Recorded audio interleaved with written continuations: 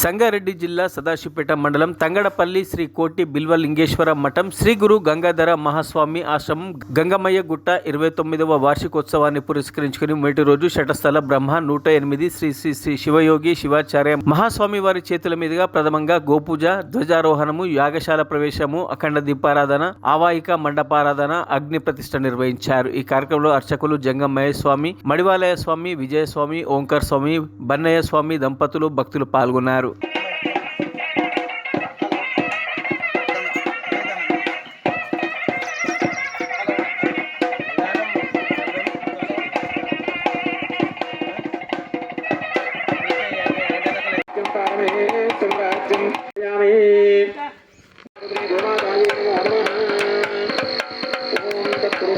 మరిన్ని అప్డేట్స్ కోసం మా ఛానల్ని సబ్స్క్రైబ్ చేయండి.